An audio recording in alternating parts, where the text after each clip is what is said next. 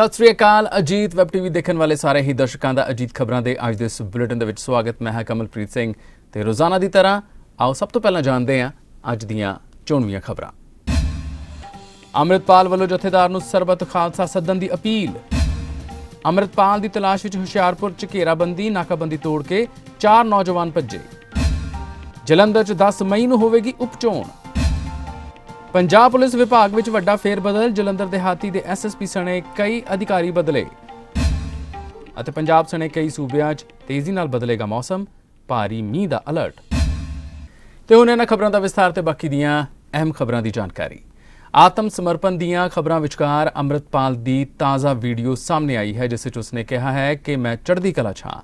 ਇਸ ਦੇ ਨਾਲ ਹੀ ਅੰਮ੍ਰਿਤਪਾਲ ਵੱਲੋਂ ਜਥੇਦਾਰ ਨੂੰ ਸਰਬੱਤ ਖਾਲਸਾ ਸੱਦਣ ਦੀ ਅਪੀਲ ਕੀਤੀ ਗਈ ਹੈ। ਇਸ ਤੋਂ ਪਹਿਲਾਂ ਪੁਲਿਸ ਸੂਤਰਾਂ ਅਨੁਸਾਰ ਉਹ ਸ਼੍ਰੀ ਅਕਾਲ ਤਖਤ ਸਾਹਿਬ ਜਾਂ ਸ਼੍ਰੀ ਦਮਦਮਾ ਸਾਹਿਬ ਵਿਖੇ ਆ ਕੇ ਆਤਮ ਸਮਰਪਣ ਕਰ ਸਕਦਾ ਸੀ।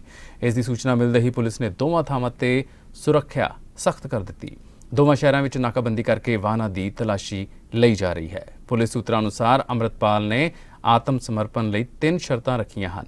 ਪਹਿਲਾ, ਪੁਲਿਸ ਹਿਰਾਸਤ ਵਿੱਚ ਉਸ ਨਾਲ ਕੁੱਟਮਾਰ ਨਾ ਕੀਤੀ ਜਾਵੇ। ਦੂਜਾ, ਉਸ ਨੂੰ ਪੰਜਾਬ ਦੀ ਜੇਲ੍ਹ ਵਿੱਚ ਹੀ ਰੱਖਿਆ ਜਾਵੇ। ਤੇ ਤੀਜਾ, ਉਸ ਦੇ ਸਮਰਪਣ ਨੂੰ ਗ੍ਰਿਫਤਾਰੀ ਨਾ ਕਿਹਾ ਜਾਵੇ। ਮੇਲੇ ਦੇ ਉੱਤੇ ਸਰਬੱਤ ਖਾਲਸਾ ਸੱਦਿਆ ਜਾਵੇ। ਮੈਂ ਸਿੱਖ ਸੰਗਤਾਂ ਨੂੰ ਅਪੀਲ ਕਰਦਾ, ਦੇਸ਼ਾਂ ਵਿਦੇਸ਼ਾਂ ਦੇ ਵਿੱਚੋਂ ਜਿੱਥੇ ਵੀ ਸਿੰਘ ਸੰਗਤਾਂ ਬੈਠੀਆਂ ਨੇ, ਉਹ ਵੱਧ ਚੜ੍ਹ ਕੇ ਸਰਬੱਤ ਖਾਲਸਾ ਜਿਹੜਾ ਵਿਸਾਖੀ ਤੇ ਹੋਵੇ, ਉਹਦੇ 'ਚ ਹਿੱਸਾ ਪਾਉਣ ਤੇ ਉੱਥੇ ਸਾਡੇ ਕੌਮ ਦੇ ਮਸਲਿਆਂ ਦੀ ਗੱਲਬਾਤ ਹੋਵੇ। ਕਿਉਂਕਿ ਬਹੁਤ ਲੰਮੇ ਸਮੇਂ ਤੋਂ ਸਾਡੀ ਜਿਹੜੀ ਕੌਮ ਹੈ ਉਹ ਵੱਖ-ਵੱਖ ਮਸਲਿਆਂ ਦੇ ਛੋਟੇ-ਮੋਟੇ ਮੋਰਚੇ ਲਾ ਕੇ ਉਲਝ ਰਹੀ ਹੈ। ਸੋ ਸਾਨੂੰ ਇਹ ਚਾਹੀਦਾ ਵੀ ਜੇ ਅਸੀਂ ਪੰਜਾਬ ਦੇ ਮਸਲੇ ਹੱਲ ਕਰਾਉਣੇ ਆ, ਜੇ ਫੜੋ ਫੜਾਈ ਕੀਤੀ ਗਏ ਨੌਜਵਾਨ ਅਸੀਂ ਛਡਾਉਣੇ ਆ, ਜਿਹੜਾ ਹਕੂਮਤ ਨੇ ਧੱਕਾ ਕੀਤਾ ਹੈ ਪ੍ਰਧਾਨ ਮੰਤਰੀ ਬਾਜੇ ਵਰਗੇ ਸਧਾਰਨ ਸਿੱਖਾਂ ਦੇ ਉੱਤੇ, ਕਿਉਂਕਿ ਉਹਨੇ ਖੰਡੇ ਬਾਟੇ ਦੀ ਪੌਲਿਸ਼ ਕੀ ਸਿਰਫ ਇਸ ਕਰਕੇ ਉਹਨੂੰ ਐਨਐਸਏ ਲਾ ਕੇ ਅਸਾਮ ਭੇਜਿਆ। ਮੇਰੇ ਹੋਰ ਸੰਗੀਆਂ ਸਾਥੀਆਂ ਨੂੰ ਅਸਾਮ ਭੇਜਿਆ ਗਿਆ, ਹੋਰਨਾਂ ਨੂੰ ਫੜ ਕੇ ਜੇਲ੍ਹਾਂ 'ਚ ਤੁੰਨਿਆ ਗਿਆ। ਸੋ ਇਸ ਕਰਕੇ ਇਹ ਸਾਰਾ ਜ਼ੁਲਮ ਹੈ, ਇਹ ਸਾਨੂੰ ਪਤਾ ਤਾਂ ਹੈ ਵੀ ਜਿਸ ਮਾਰਗ 'ਤੇ ਅਸੀਂ ਤੁਰੇ ਹਾਂ ਉੱਥੇ ਸਾਰਾ ਕੁਝ ਸਾਨੂੰ ਸਹਿਣਾ ਪੈਣਾ, ਪਰ ਇਹਦੇ ਖਿਲਾਫ ਆਵਾਜ਼ ਚੁੱਕਣੀ ਸਾਡਾ ਕੌਮੀ ਫਰਜ਼ ਹੈ। ਸੋ ਮੈਂ ਸਾਰੀ ਸਿੱਖ ਕੌਮ ਨੂੰ ਦੇਸ਼ਾਂ ਵਿਦੇਸ਼ਾਂ ਦੇ ਵਿੱਚ ਵਸਦਿਆਂ ਨੂੰ ਅਪੀਲ ਕਰਦਾ ਵੀ ਜਿਹੜਾ ਸਰਬੱਤ ਖਾਲਸਾ ਵਿਸਾਖੀ 'ਤੇ ਹੋਣਾ ਚਾਹੀਦਾ, ਜਥੇਦਾਰ ਸਾਹਿਬ ਇਸ 'ਤੇ ਗੌਰ ਕਰਨ। ਕਿਉਂਕਿ ਜਿਹੜੇ ਆਪਾਂ ਜਥੇਦਾਰ ਸਾਹਿਬ ਨੇ ਕਿਹਾ ਕਿ ਆਪਾਂ ਵਹੀਰਾਂ ਕੱਢਾਂਗੇ, ਪਿੰਡਾਂ 'ਚ ਜਾ ਕੇ ਲੋਕਾਂ ਨੂੰ ਜਾਗਰੂਕ ਕਰਾਂਗੇ। ਮੇਰੀ ਜਥੇਦਾਰ ਸਾਹਿਬ ਨੂੰ ਬੇਨਤੀ ਹੈ ਵੀ ਲੋਕ ਬਹੁਤ ਜਾਗਰੂਕ ਨੇ। ਲੋਕਾਂ ਦੇ ਮਨ 'ਚ ਜਿਹੜਾ ਹਕੂਮਤ ਨੇ ਭੈ ਖੜਾ ਕੀਤਾ ਹੈ, ਇਹਨੂੰ ਤੋੜਨ ਵਾਸਤੇ ਜ਼ਰੂਰੀ ਹੈ ਕਿ ਜਥੇਦਾਰ ਸਾਹਿਬ ਅੱਗੇ ਆ ਕੇ ਆਪ ਇਸ ਸਾਰੇ ਕਾਸੇ ਦੀ ਅਗਵਾਈ ਕਰਨ। ਹੋਰਨਾਂ ਸਮੂਹ ਸਿੱਖ ਜਥੇਬੰਦੀਆਂ, ਚਾਹੇ ਉਹ ਦਲ ਪੰਥ ਹੋਣ, ਸੰਪਰਦਾਵਾਂ ਹੋਣ, ਟਕਸਾਲਾਂ ਹੋਣ, ਜਿਹੜੀਆਂ ਵੀ ਸਿੱਖ ਜਥੇਬੰਦੀਆਂ ਹੈਗੀਆਂ ਨੇ, ਉਹਨਾਂ ਨੂੰ ਮੇਰੀ ਅਪੀਲ ਹੈ ਵੀ ਉਹ ਵੀ ਇਹ ਸਰਬੱਤ ਖਾਲਸੇ 'ਚ ਵੱਧ ਚੜ੍ਹ ਕੇ ਹਿੱਸਾ ਪਾਉਣ। ਇਹ ਸਰਬੱਤ ਖਾਲਸਾ ਉਹੋ ਜਿਹਾ ਸਰਬੱਤ ਖਾਲਸਾ ਹੋਣਾ ਚਾਹੀਦਾ ਹੈ ਜਿੱਥੇ ਇੱਕ ਸਮੇਂ ਅਬਦਾਲੀ ਨੇ ਵੱਡਾ ਘੱਲੂਘਾਰਾ ਕੀਤਾ ਸੀ ਤੇ ਉਸ ਤੋਂ ਬਾਅਦ 'ਚ ਸਰਬੱਤ ਖਾਲਸਾ ਅਕਾਲ ਤਖਤ ਸਾਹਿਬ 'ਤੇ ਹੋਇਆ ਸੀ। ਉੱਥੇ ਦਰਬਾਰ ਸਾਹਿਬ ਕੋਈ ਸਿੱਖ ਐਸਾ ਨਹੀਂ ਸੀ ਜਿਹੜਾ ਘਰਾਂ 'ਚ ਰਹਿ ਗਿਆ ਹੋਵੇ, ਜਿਹੜੇ ਤੁਰ ਨਹੀਂ ਸੀ ਸਕਦੇ ਉਹ ਵੀ ਰੇੜ ਦੇ ਉੱਥੇ ਪਹੁੰਚੇ ਸੀ। ਸੋ ਮੇਰੀ ਸੰਗਤਾਂ ਨੂੰ ਇਹ ਅਪੀਲ ਹੈ ਵੀ ਜੇ ਆਪਾਂ ਪੰਜਾਬ ਦੀ ਜਵਾਨੀ ਬਚਾਉਣੀ ਹੈ, ਜੇ ਆਪਾਂ ਪੰਜਾਬ ਨੂੰ ਬਚਾਉਣਾ ਹੈ, ਤੇ ਆਓ ਇਸ ਸਰਬੱਤ ਖਾਲਸੇ ਦਾ ਜਿਹੜਾ ਹਿੱਸਾ ਬਣੀਏ ਤੇ ਉੱਥੇ ਆਪਣੇ ਕੌਮੀ ਹੱਕ ਜਿਹੜੇ ਆ ਉਹ ਲਈਏ। ਬਾਕੀ ਜਿਹੜੀ ਗ੍ਰਿਫਤਾਰੀ ਦੀ ਗੱਲ ਹੈ ਉਹ ਸਤਿਗੁਰ ਸੱਚੇ ਪਾਤਸ਼ਾਹ ਦੇ ਹੱਥ ਹੈ। ਮੈਂ ਚੜ੍ਹਦੀ ਕਲਾ 'ਚ ਹਾਂ, ਕੋਈ ਮੇਰਾ ਵਾਲ ਵਿੰਗਾ ਨਹੀਂ ਕਰ ਸਕਿਆ।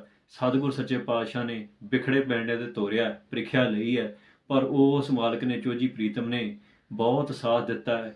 ਐਸਾ ਉਹਨੇ ਮਿਹਰ ਕਿਰਪਾ ਕੀਤੀ ਹੈ ਵੀ ਜਿਹੜੀ ਬਿਆਨ ਤੋਂ ਬਾਹਰ ਹੈ, ਏਡੇ ਵੱਡੇ ਘੇਰੇ ਤੋਂ ਨਿਕਲ ਜਾਣਾ, ਇਹ ਬੜੀ ਵੱਡੀ ਦਿਆਨਤਦਾਰੀ ਸੀ ਸਤਿਗੁਰ ਸੱਚੇ ਪਾਤਸ਼ਾਹ ਦੀ। ਪੰਜਾਬ ਪੁਲਿਸ ਨੇ ਅੰਮ੍ਰਿਤਪਾਲ ਦੀ ਭਾਲ 'ਚ ਮੰਗਲਵਾਰ ਦੇਰ ਰਾਤ ਹੁਸ਼ਿਆਰਪੁਰ ਦੇ ਫਗਵਾੜਾ ਰੋਡ ਤੇ ਸਥਿਤ ਪਿੰਡ ਮਰਨੀਆਂ ਦੀ ਘੇਰਾਬੰਦੀ ਕਰ ਦਿੱਤੀ। 4 ਜ਼ਿਲ੍ਹਿਆਂ ਨਵਾਂਸ਼ਹਿਰ, ਹੁਸ਼ਿਆਰਪੁਰ, ਜਲੰਧਰ ਅਤੇ ਕਪੂਰਥਲਾ ਦੇ ਕਰੀਬ 700 ਜਵਾਨਾਂ ਨੇ ਘਰ ਤਲਾਸ਼ੀ ਲਈ। ਦਰਅਸਲ ਇਸ ਸੰਬੰਧੀ ਤਲਾਸ਼ੀ ਮੁਹਿੰਮ ਵੀ ਚਲਾਈ ਗਈ ਹੈ ਕਿਉਂਕਿ ਇੱਕ ਇਨੋਵਾ ਗੱਡੀ ਨੰਬਰ PB 10 CK 0527 ਪੁਲਿਸ ਨਾਕਾ ਤੋੜ ਕੇ ਭੱਜ ਗਈ ਸੀ। ਖਦਸ਼ਾ ਜਤਾਇਆ ਜਾ ਰਿਹਾ ਸੀ ਕਿ ਇਸ ਇਨੋਵਾ ਗੱਡੀ ਵਿੱਚ ਅੰਮ੍ਰਿਤਪਾਲ ਅਤੇ ਉਸ ਦਾ ਸਾਥੀ ਪੱਪਲਪ੍ਰੀਤ ਸਿੰਘ ਸਵਾਰ ਸਨ। ਕਾਊਂਟਰ ਇੰਟੈਲੀਜੈਂਸ ਟੀਮ ਇਸ ਗੱਡੀ ਦਾ ਪਿੱਛਾ ਕਰ ਰਹੀ ਸੀ। ਪੰਜਾਬ ਪੁਲਿਸ ਦੇ ਕਾਊਂਟਰ ਇੰਟੈਲੀਜੈਂਸ ਵਿੰਗ ਵੱਲੋਂ ਪਿੱਛਾ ਕੀਤੀ ਜਾ ਰਹੀ ਗੱਡੀ ਤੇ ਸਵਾਰ ਵਿਅਕਤੀਆਂ ਨੇ ਪਿੰਡ ਮਰਨੀਆਂ ਦੇ ਗੁਰਦੁਆਰਾ ਭਾਈ ਚੰਚਲ ਸਿੰਘ ਕੋਲ ਗੱਡੀ ਖੜੀ ਕਰ ਦਿੱਤੀ ਅਤੇ ਗੁਰਦੁਆਰਾ ਸਾਹਿਬ ਦੀ ਕੰਧ ਟੱਪ ਕੇ ਫਰਾਰ ਹੋ ਗਏ। ਪਿੰਡ ਵਾਸੀਆਂ ਨੇ ਦੱਸਿਆ ਕਿ ਇਸ ਤੋਂ ਬਾਅਦ ਪੁਲਿਸ ਨੇ ਪਿੰਡ ਦੀ ਘੇਰਾਬੰਦੀ ਕਰਕੇ ਹਰ ਘਰ ਦੀ ਤਲਾਸ਼ੀ ਲੈਣੀ ਸ਼ੁਰੂ ਕਰ ਦਿੱਤੀ। ਰਾਤੀ ਜੀ ਇੱਕ ਨੋਵਾ ਗੱਡੀ ਦੇ ਵਿੱਚ 2 ਸਵਾਰ ਸੀਗੇ ਜੀ। ਉਹ ਜਿੱਦਾਂ ਪਿੱਛੋਂ ਪੁਲਿਸ ਵੀ ਲੱਗੀ ਸੀ, ਪੁਲਿਸ ਪਾਰਟੀ ਉਹਨਾਂ ਦੇ ਪਿੱਛੇ ਉਹ ਆਏ ਤਾਂ ਇੱਧਰੋਂ ਰੋਡ ਤੋਂ ਗੇਟ ਖੁੱਲ੍ਹਾ ਸੀ। 7:40 ਦਾ ਟਾਈਮ ਸੀ। ਇੱਥੇ ਆ ਕੇ ਗੱਡੀ ਖੜੀ ਕੀਤੀ ਆ ਉਹਨੇ ਤੇ ਭੱਜ ਗਏ ਆ। ਇੱਕ ਇੱਧਰ ਨੂੰ ਚਲ ਗਿਆ, ਇੱਕ ਇੱਧਰ ਨੂੰ ਚਲ ਗਿਆ। ਤਾਂ 2 ਮਿੰਟ ਬਾਅਦ ਪੁਲਿਸ ਪਾਰਟੀ ਆ ਗਈ ਸਾਰੀ ਤੇ ਇੰਨਾ ਕੁ ਹਿੱਟ ਗ੍ਰੰਥੀ ਸਾਹਿਬ ਨੂੰ ਹੀ ਦੇਖਿਆ, ਉਹ ਤੁਹਾਨੂੰ ਦੱਸ ਦਿੱਤਾ ਜੀ। ਲੱਗਦਾ ਸੀ ਕਿ ਸ਼ੱਕੀ ਬਣਾਇਆ ਜਿੱਦਾਂ ਅੰਮ੍ਰਿਤਪਾਲ ਦਾ ਦੱਸਿਆ ਨਹੀਂ ਇਹ ਨਹੀਂ ਜੀ, ਪਛਾਣ ਚਾਹੇ ਲਾਈਟਾਂ ਇੱਥੇ ਜਗ ਨਹੀਂ ਰਹੀਆਂ ਸੀਗੀਆਂ ਜੀ, ਇੱਥੇ ਹਨੇਰਾ ਹੀ ਸੀਗਾ, ਉਹ ਹਨੇਰੇ ਦੇ ਵਿੱਚ ਇੱਕ ਇੱਧਰ ਜੰਪ ਕਰ ਗਿਆ ਇਸ ਕੰਧ ਤੋਂ, ਇੱਕ ਇੱਧਰ ਜੰਪ ਕਰ ਗਿਆ ਜੀ, ਚੱਲ ਗਏ। ਲੱਗਦਾ ਰਾਤ ਦਾ ਪੁਲਿਸ ਆਪਰੇਸ਼ਨ ਚੱਲ ਰਿਹਾ ਹੈ, ਹਾਂਜੀ। ਪਿੰਡ ਵਿੱਚ ਕਿੱਦਾਂ ਦਾ ਮਾਹੌਲ ਪਾਇਆ ਜਾ ਰਿਹਾ? ਪਿੰਡ ਦਾ ਸਹਿਮ ਦਾ ਮਾਹੌਲ ਰਿਹਾ ਜੀ ਸਾਰੀ ਰਾਤ ਤਾਂ ਜੀ, ਹੁਣ ਥੋੜਾ ਜਿਹਾ ਮਨ ਨੂੰ ਸ਼ਾਂਤੀ ਜਿਹੀ ਹੋਈ, ਨਾਰਮਲ ਜਿਹਾ ਹੋਇਆ। ਭਾਰਤੀ ਚੋਣ ਕਮਿਸ਼ਨ ਨੇ ਜਲੰਧਰ ਉਪ ਚੋਣ ਸੰਬੰਧੀ ਤਰੀਕਾਂ ਦਾ ਐਲਾਨ ਕਰ ਦਿੱਤਾ ਹੈ। ਚੋਣ ਕਮਿਸ਼ਨ ਦੇ ਐਲਾਨ ਮੁਤਾਬਕ ਜਲੰਧਰ ਚੋਣਾਂ ਲਈ 10 ਮਈ ਨੂੰ ਵੋਟਾਂ ਪੈਣਗੀਆਂ। ਇਸ ਦੇ ਨਾਲ ਹੀ ਵੋਟਾਂ ਦੀ ਗਿਣਤੀ ਦੀ ਤਾਰੀਖ 13 ਮਈ ਤੈਅ ਕੀਤੀ ਗਈ ਹੈ, ਜਿਸ ਤੋਂ ਬਾਅਦ ਇਹ ਤੈਅ ਹੋਵੇਗਾ ਕਿ ਜਲੰਧਰ ਦੀ ਸੀਟ ਤੇ ਕਿਸ ਦਾ ਕਬਜ਼ਾ ਹੋਵੇਗਾ। ਜਲੰਧਰ ਤੋਂ ਕਾਂਗਰਸ ਦੇ ਸੰਸਦ ਮੈਂਬਰ ਸੰਤੋਖ ਸਿੰਘ ਚੌਧਰੀ ਭਾਰਤ ਜੋੜੋ ਯਾਤਰਾ ਦੌਰਾਨ ਬਿਮਾਰ ਹੋ ਗਏ ਸਨ, ਜਿਸ ਤੋਂ ਬਾਅਦ ਉਹਨਾਂ ਦੀ ਮੌਤ ਹੋ ਗਈ ਸੀ। ਇਸ ਕਾਰਨ ਇਸ ਸੀਟ ਤੇ ਉਪ ਚੋਣ ਕਰਵਾਉਣੀ ਜ਼ਰੂਰੀ ਸੀ। ਜਲੰਧਰ ਲੋਕ ਸਭਾ ਸੀਟ ਦੀ ਉਪ ਚੋਣ ਲਈ ਕਾਂਗਰਸ ਨੇ ਮਰਹੂਮ ਸੰਸਦ ਮੈਂਬਰ ਸੰਤੋਖ ਸਿੰਘ ਚੌਧਰੀ ਦੀ ਪਤਨੀ ਕਰਮਜੀਤ ਕੌਰ ਚੌਧਰੀ ਨੂੰ ਟਿਕਟ ਦਿੱਤੀ ਹੈ। ਪਾਰਟੀ ਨੇ ਨਵੇਂ ਉਮੀਦਵਾਰ ਤੇ ਭਰੋਸਾ ਕਰਨ ਨਾਲੋਂ ਪੁਰਾਣੇ ਤੇ ਭਰੋਸਾ ਕਰਨ ਦੀ ਰਣਨੀਤੀ ਅਪਣਾਈ ਹੈ। ਦਰਅਸਲ ਕਾਂਗਰਸ ਪਾਰਟੀ ਦਾ ਚੌਧਰੀ ਪਰਿਵਾਰ ਦੇ ਨਾਲ ਪੁਰਾਣਾ ਰਿਸ਼ਤਾ ਹੈ, ਜਿਸ ਕਾਰਨ ਪਾਰਟੀ ਨੇ ਉਹ ਰਿਸ਼ਤਾ ਕਾਇਮ ਰੱਖਿਆ। ਇਸ ਦੇ ਨਾਲ ਹੀ ਭਾਰਤੀ ਚੋਣ ਕਮਿਸ਼ਨ ਨੇ ਕਰਨਾਟਕ ਵਿਧਾਨ ਸਭਾ ਚੋਣਾਂ ਲਈ ਪ੍ਰੋਗਰਾਮ ਦਾ ਐਲਾਨ ਕਰ ਦਿੱਤਾ ਹੈ। ਕਰਨਾਟਕ ਵਿੱਚ 10 ਮਈ ਨੂੰ ਵਿਧਾਨ ਸਭਾ ਚੋਣਾਂ ਹੋਣਗੀਆਂ, ਜਿਸ ਦੇ ਨਤੀਜੇ 13 ਮਈ ਨੂੰ ਆਉਣਗੇ। Schedule for the Karnataka Assembly elections for 2023 would be like this. The Gazette notification would be issued on 13th of April. Last date of making nominations would be 20th of April. Date of scrutiny would be 21st April 2023. After that, the withdrawal of the candidature can be up to 24th of April. The polling will take place on 10th of 5 in single phase, and day of counting would be 13th of May. So this is the schedule for the Karnataka elections. The term of Karnataka Legislative Assembly is till 24th of May 2023. So we have to complete the entire process before that. There are 224 assembly constituencies, of which 36 are reserved for the SCs and 15 are reserved for the STs. Let me just also tell you the electors' profile in the state, because a healthy electoral roll is a prerequisite and a foundation for any election activity and an exercise. Total electors in the states are 5.21 crores, of which male electors are 2.62 and female electors are around 2.59, almost equal. And during the SSR exercise which we completed, the Commission laid special emphasis on the, as I have been repeatedly saying, on the inclusive part of the electoral roll and also the human part of the electoral roll. What does it entail?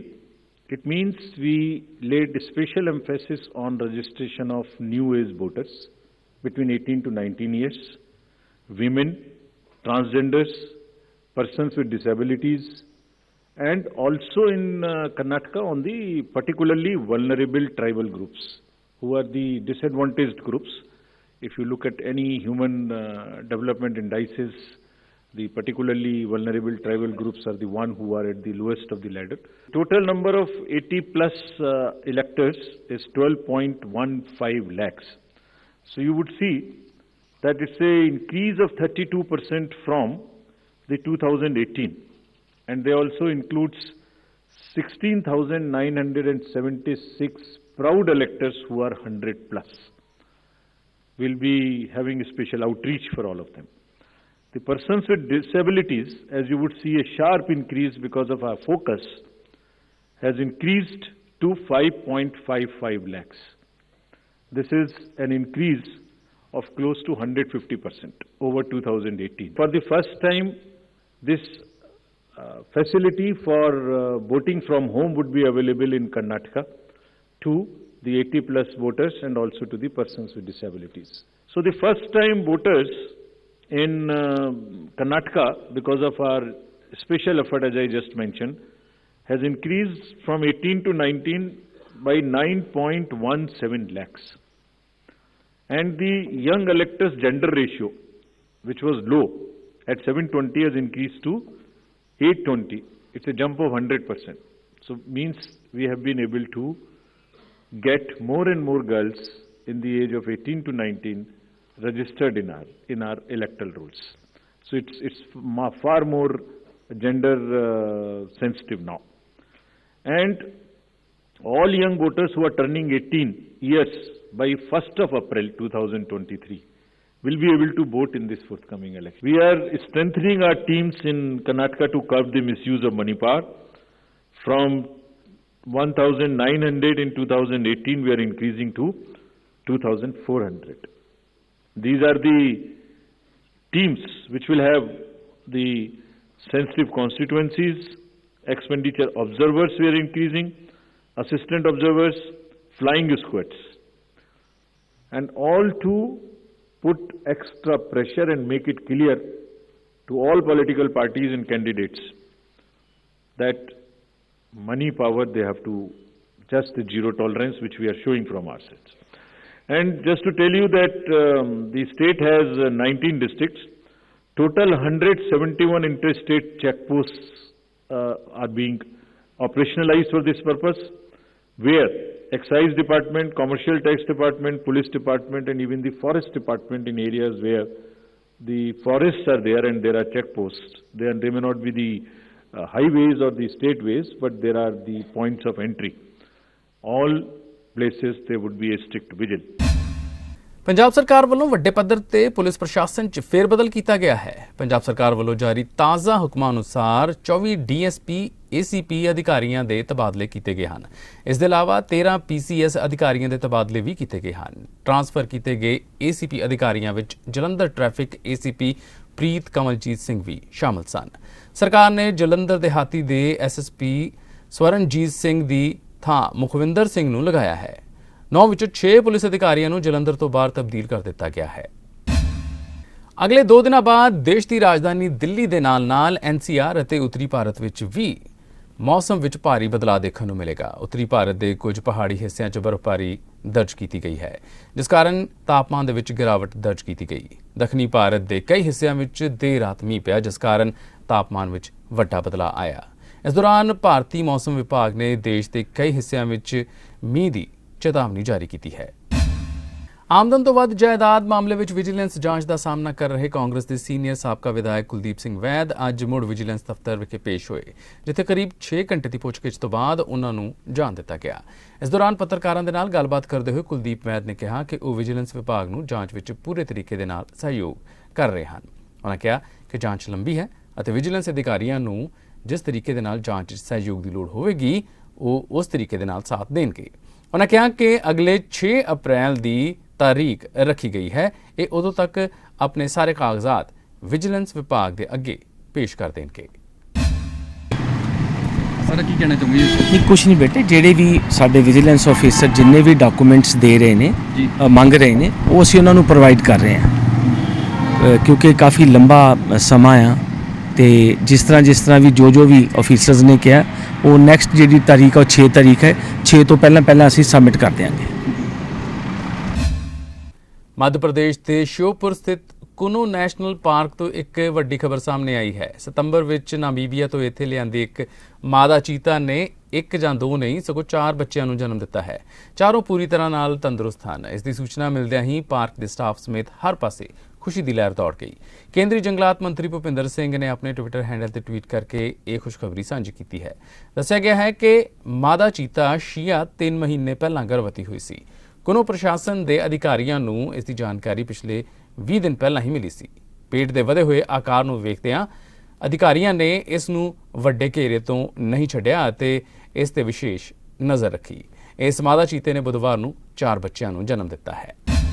17 सितंबर 2022 को जो माननीय प्रधानमंत्री जी ने जो 3 मादा चीताओं को छोड़ा था, उनमें से एक मादा चीता सियाया नाम की, उसने 4 बच्चों को जन्म दिया है और वो अभी जो प्री रिलीज़ एंक्लोजर हैं उसमें, बड़े एंक्लोजर हैं उसमें हैं अभी वो, और सुरक्षित हैं। सर सीआई की बात करें, कितने साल की उम्र, और इनका जो भी कह सकते हैं इंडियन ही हैं या पूरी तरीके से जो भी इनके जी, ये सियाया अभी इसकी उम्र तीन साल है और ये जो कब्ज़ पैदा हुए हैं ये पहले भारतीय चीता आप इनको कह सकते हो, क्योंकि यहाँ भारत की ज़मीन पर यहाँ आने के बाद ये बच्चे पैदा हुए। सर संभवतः कब इनका जन्म हुआ है जो आपको लग रहा है? ये लगभग 5 दिन पहले हुआ होगा, ऐसा अंदाज़ा है। मतलब 24 मार्च के अराउंड 24। हाँ जी। अभी आप लोग ऑब्जर्वेशन में रखे हैं, क्या इनको लेकर वो कर रहे हैं? हमने ऑब्जर्वेशन में नहीं रखा है, वो अपने जहाँ पे उसकी डेनिंग साइट है वहीं पर है वो। सर उसमें जी इतना टाइम आप लोगों को पता चलने में लग गया कि डिलीवरी के 4 से 5 दिन बीतने? देखिए, आपको मालूम है कि ये जितने भी चीता आए हैं साउथ अफ्रीका से, नामीबिया से, सब में सैटेलाइट कॉलर्स लगे हैं जो नियमित अंतराल पे हमको 3 घंटा 4 घंटा में हमको सैटेलाइट से मैसेजेस जो लोकेशंस हैं उनकी मिलती रहती हैं।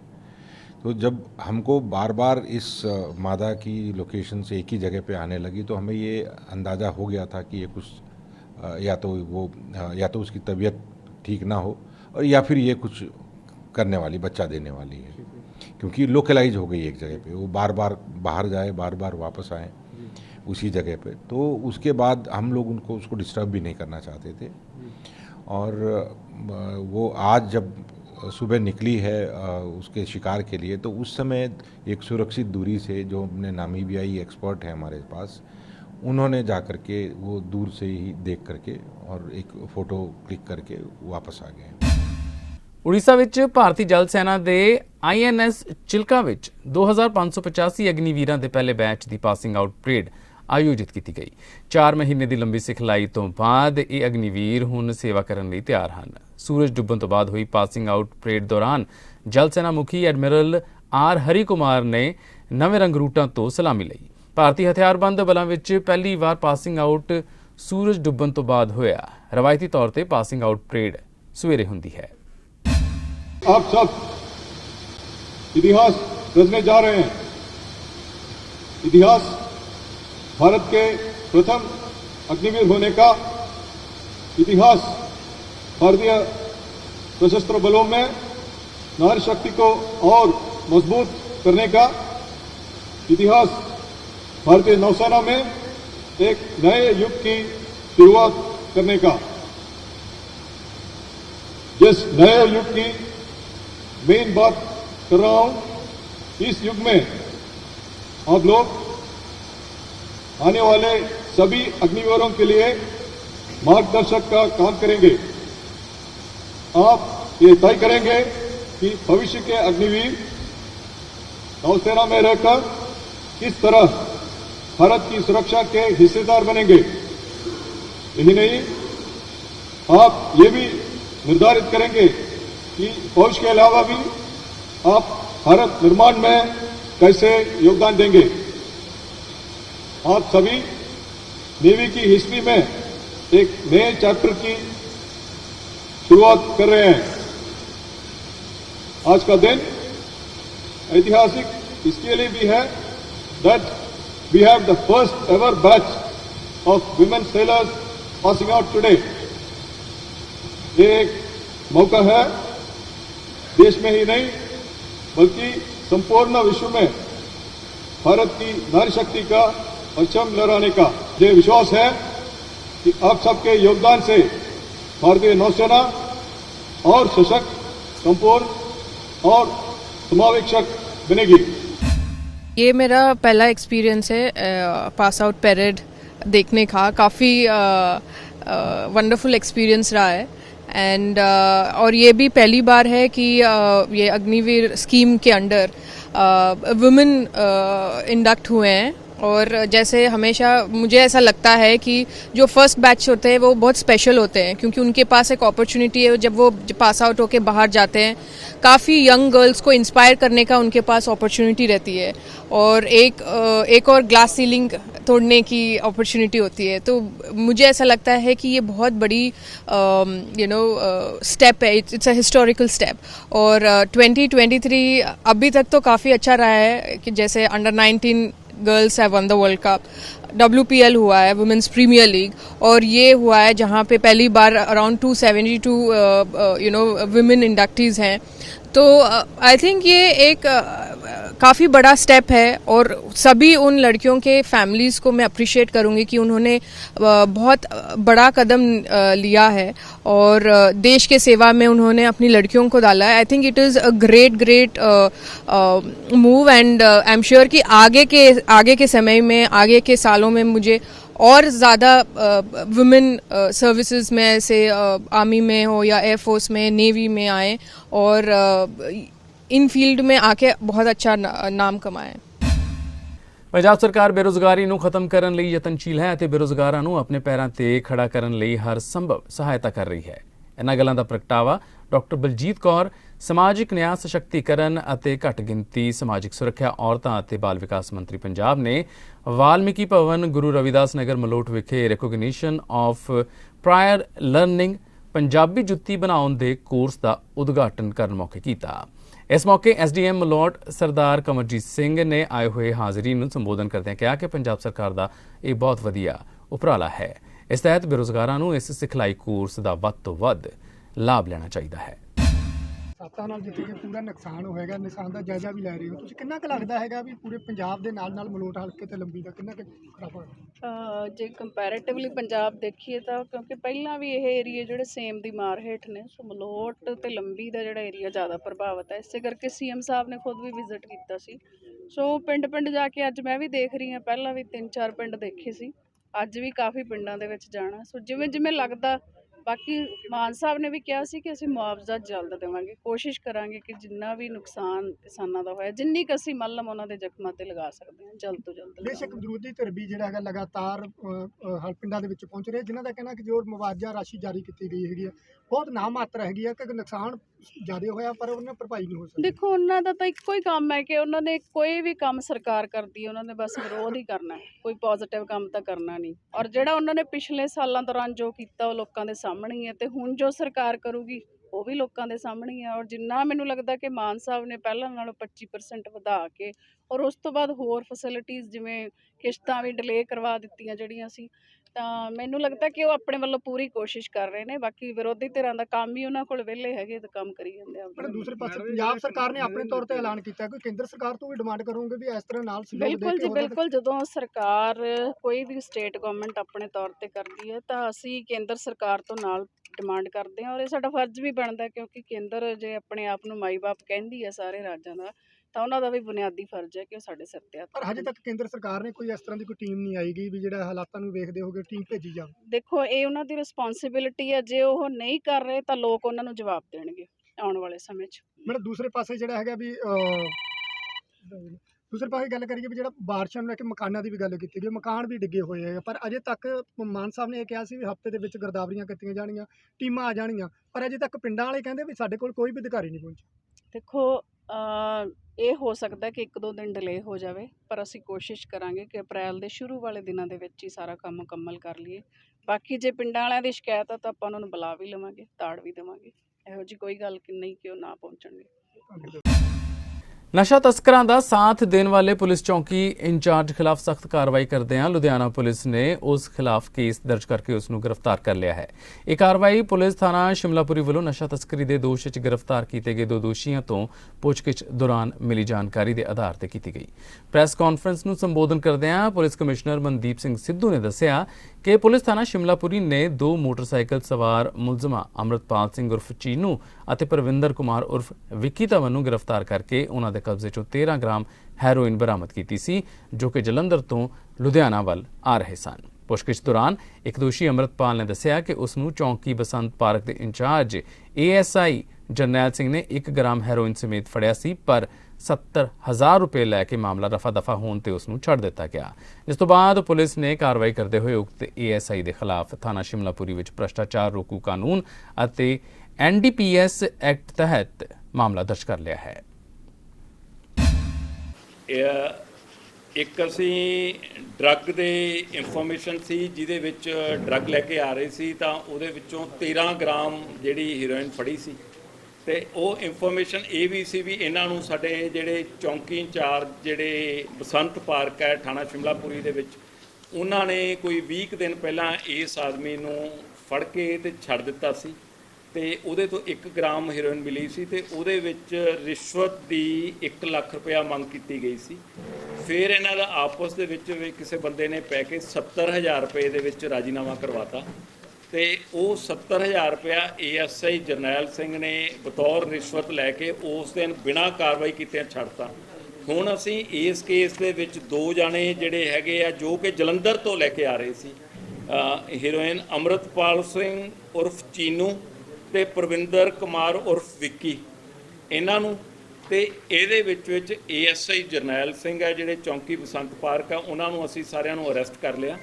ਜਰਨੈਲ ਸਿੰਘ ਦੇ ਕਰਪਸ਼ਨ ਐਕਟ ਦੇ ਨਾਲ ਉਹਦੇ ਵਿੱਚ 59 NDPS ਐਕਟ ਹੈ ਜਿਹੜਾ ਕਿ ਕਿਸੇ ਨੂੰ ਮਿਲੀ ਭੁਗਤ ਕਰਕੇ ਜਿਹੜਾ ਕੋਈ ਫਾਇਦਾ ਪਹੁੰਚਾਉਣ ਲਈ ਉਹ ਕਰਦਾ, ਉਹ ਜਿਹੜਾ ਸਟ੍ਰਿਕਟ ਐਕਸ਼ਨ ਜਿਹੜਾ ਹੈਗਾ ਉਹ ਜਿਹੜਾ ਸੈਕਸ਼ਨਸ ਆ ਉਹ ਵੀ ਇਹਦੇ ਉੱਤੇ ਇਹਦੀਆਂ ਲਾਈਆਂ ਗਈਆਂ ਤੇ ਅਸੀਂ ਇਹਦਾ ਜਰਨੈਲ ਦਾ ਰਿਮਾਂਡ ਲੈ ਕੇ ਅੱਗੇ ਵੀ ਪੁੱਛਗਿੱਛ ਕਰਾਂਗੇ ਤੇ ਇਹਦੇ ਨੋਨ ਸੋਰਸ ਆਫ ਇਨਕਮ ਅਸੀਂ ਇਹ ਵੀ ਚੈੱਕ ਕਰਾਂਗੇ ਵੀ ਜਿਹੜੇ ਇਹਦਾ ਲਾਈਫ ਸਟਾਈਲ ਸੀ ਤੇ ਇਹਦੀ ਹੋਰ ਇਨਕਮ ਦਾ ਸਾਧਨ ਸੀ। ਇਹਦੇ ਵਿੱਚ ਗਵਰਨਮੈਂਟ ਦੀ ਬੜੀ ਕਲੀਅਰ ਕੱਟ DG ਪੰਜਾਬ ਦੀ ਬੜੀ ਕਲੀਅਰ ਕੱਟ ਡਾਇਰੈਕਸ਼ਨ ਹੈ ਵੀ ਡਰੱਗ ਦੇ ਵਿੱਚ ਕਿਸੇ ਵੀ ਮਿਲੀ ਭੁਗਤ ਕਿਸੇ ਵੀ ਲੈਵਲ ਤੇ ਬਰਦਾਸ਼ਤ ਨਹੀਂ ਕੀਤੀ ਜਾਊਗੀ ਜਿਹਦੇ ਅਗੇਂਸਟ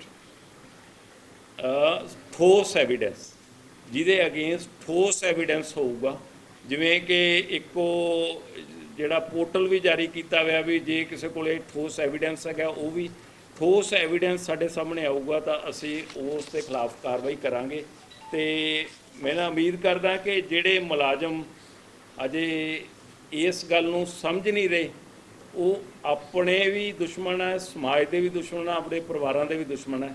ਮੈਨੂੰ ਲੱਗਦਾ ਉਹਨਾਂ ਨੂੰ ਸਮਝਣਾ ਚਾਹੀਦਾ ਅਗਰ ਹੋਰ ਵੀ ਕਿਸੇ ਮੁਲਾਜ਼ਮ ਦੀ ਮਿਲੀ ਭੁਗਤ ਹੋਈ ਹੋਰ ਸਾਡੇ ਕੋਈ ਧਿਆਨ ਚਾਹੁੰਦਾ ਅਸੀਂ ਉਸੇ ਹਿਸਾਬ ਨਾਲ ਐਕਸ਼ਨ ਲਵਾਂਗੇ। ਇਹਦੀ ਜਾਂਚ ਵੀ ਕੀਤੀ ਜਾਊਗੀ ਕਿ ਇਦਾਂ ਦੇ ਮੁਲਾਜ਼ਮ ਕਿੰਨੇ ਹੋਰ ਜਿਹੜੇ ਬੰਦੇ ਅਰੈਸਟ ਕੀਤੇ ਹੋਰ ਵੀ ਛੱਡੇ ਹੋਣਗੇ ਕੋਈ ਅਰੈਸਟ ਨਹੀਂ ਇਹਦੇ 'ਚ ਜ਼ਰੂਰ ਪਤਾ ਕਰਾਂਗੇ ਜੀ। ਜਦੋਂ ਜੇ ਇੱਕ ਕੋਈ ਇਨਸੀਡੈਂਟ ਸਾਹਮਣੇ ਆਉਂਦਾ ਤਾਂ ਹੋ ਸਕਦਾ ਹੋਰ ਵੀ ਕੀਤੇ ਹੋਣ, ਪਰ ਜਿਵੇਂ ਮੈਂ ਤੁਹਾਡੇ ਨਾਲ ਸ਼ੇਅਰ ਕੀਤਾ ਵੀ ਜਦੋਂ ਜੇ ਠੋਸ ਐਵੀਡੈਂਸ ਕਿਸੇ ਦੇ ਅਗੇਂਸਟ ਆਊਗਾ ਉਹਦੀ ਕਰਾਂਗੇ। ਇਹਨੂੰ ਅਸੀਂ ਅਰੈਸਟ ਦੇ ਨਾਲ ਇਹਨੂੰ ਸਸਪੈਂਡ ਵੀ ਕਰਤਾ। ਸਸਪੈਂਡ ਕਰਕੇ ਇਹਦੀ ਵਿਭਾਗੀ ਪੜਤਾਲ ਹੈ ਜਿਹੜੀ ਉਹ ਇਹਨਾਂ ਦੀ ADCP 2 ਸੁਹੇਲ ਮੀਰ ਦੇ ਰਿਕਮੈਂਡੇਸ਼ਨ ਤੇ ਇਹਨੂੰ ਸਸਪੈਂਡ ਕਰਤਾ। ਉਹਦੀ ਸਾਡੇ ਸ਼ੁਭਮ ਅਗਰਵਾਲ ADCP 3 ਉਹਨਾਂ ਨੂੰ ਵਿਭਾਗੀ ਪੜਤਾਲ ਦੇ ਦਿੱਤੀ ਹੈ। ਵਿਭਾਗੀ ਪੜਤਾਲ ਦਾ ਫੈਸਲਾ ਆਉਂਦਿਆਂ ਉਹਦੇ ਵਿੱਚ ਜੋ ਵੀ ਇਹਦੀ ਸਜ਼ਾ ਬਣਦੀ ਉਹ ਜੇ ਸਾਬਤ ਹੋ ਗਿਆ ਤਾਂ ਇਹਦੀ ਡਿਸਮਿਸਲ ਤੱਕ ਵੀ ਕਾਰਵਾਈ ਹੋਊਗੀ। ਤੇ ਇਸ ਦੇ ਨਾਲ ਹੀ ਅਜੀਤ ਖਬਰਾਂ ਦਾ ਅੱਜ ਦਾ ਇਹ ਬੁਲੇਟਿਨ ਇੱਥੇ ਹੀ ਖਤਮ ਹੁੰਦਾ ਹੈ। ਕੱਲ ਤੁਹਾਡੀ ਖਿਦਮਤ ਦੇ ਵਿੱਚ ਤਾਜ਼ਾ ਤਰੀਨ ਖਬਰਾਂ ਦਾ ਇੱਕ ਹੋਰ ਬੁਲੇਟਿਨ ਲੈ ਕੇ ਅਸੀਂ ਫਿਰ ਹਾਜ਼ਰ ਹੋਵਾਂਗੇ। ਤਦ ਤੱਕ ਦੇ ਲਈ ਤੁਸੀਂ ਵੇਖਦੇ ਰਹੋ ਅਜੀਤ ਵੈਬ TV।